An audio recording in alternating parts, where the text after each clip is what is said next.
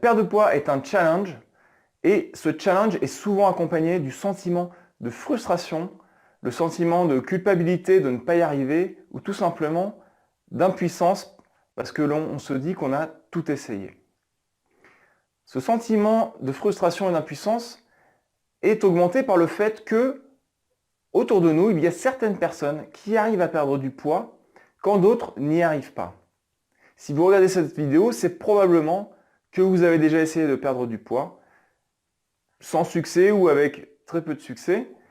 Et ce que je voulais vous dire ici, c'est que vous n'êtes pas seul. En effet, il y a beaucoup de personnes qui se lancent dans une perte de poids, mais qui n'y arrivent pas. Alors la question qui se pose, c'est pourquoi certaines personnes y arrivent quand d'autres personnes n'y arrivent pas? Cette question de savoir pourquoi certaines personnes y arrivent quand d'autres n'y arrivent pas, je me suis posé il y a quelques années lorsque j'étais actif sur un blog qui concernait la nutrition et donc pour lequel je donnais des conseils nutritionnels pour que les gens puissent perdre du poids. À l'époque, j'ai vraiment lu tous les livres possibles et imaginables sur la nutrition, sur le fonctionnement du corps humain en détail, et donc j'avais vraiment des très bonnes connaissances sur le sujet.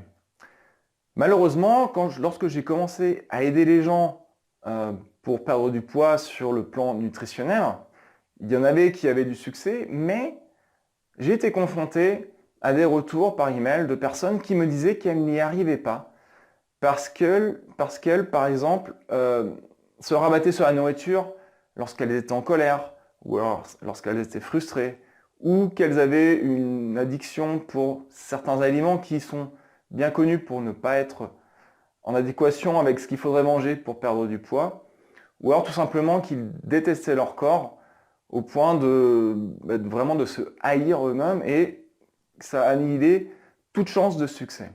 Ce n'est qu'un peu plus tard que j'ai compris qu'en fait tous ces problèmes que les gens me rapportaient avaient une cause interne, personnelle et émotionnelle et que c'est en travaillant sur ces axes-là que l'on pouvait réussir à débloquer les blocages que l'on avait en nous.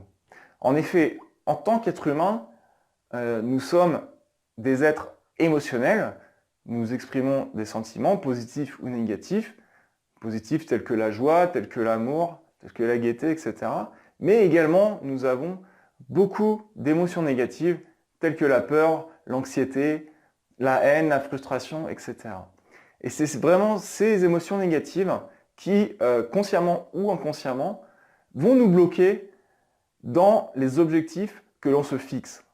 Ces émotions négatives, c'est ce qui va vous amener donc à cette frustration de ne pas avoir la motivation pour suivre un régime alimentaire ou pour faire du sport, alors que vous savez très bien que c'est ce qu'il faudrait faire pour arriver à votre objectif, mais voilà, il y a ce blocage qui vous empêche de le faire.